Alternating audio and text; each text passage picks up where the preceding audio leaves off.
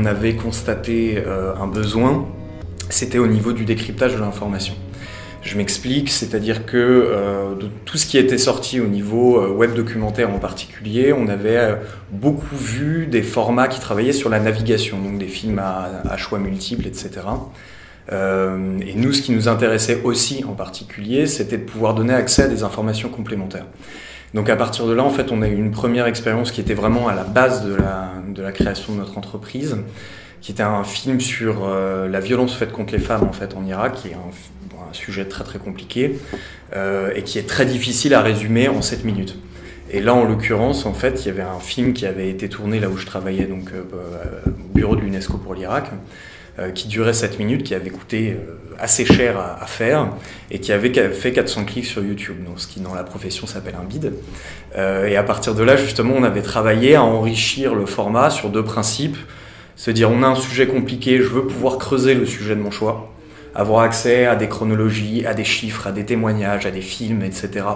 pendant la consultation de ma vidéo, mais sur un principe très simple où en fait on va synchroniser la suggestion de l'information à un instant T, à la seconde. On va prononcer le mot G20, je ne sais pas ce que c'est que le G20, on va suggérer pile une fiche à ce moment-là. C'est que c'est des nouveaux formats et donc les personnes pensent s'attirer par le contenant sur le contenu.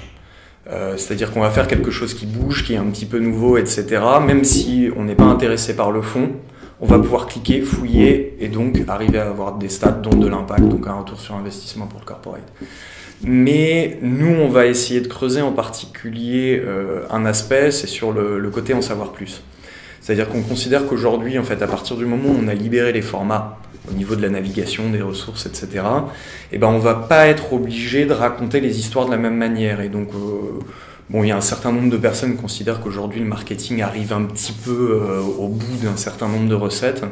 Et c'est vrai qu'aujourd'hui, en utilisant ce genre de technologie, on va pouvoir arriver à des choses beaucoup plus fines, beaucoup plus pédagogiques quelquefois.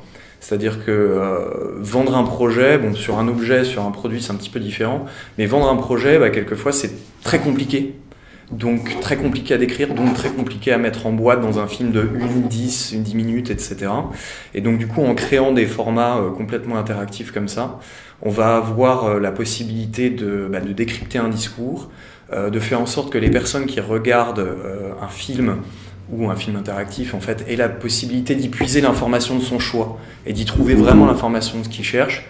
Ce qui, en termes de marketing et de communication, est beaucoup plus pertinent, en tout cas à notre sens, quoi.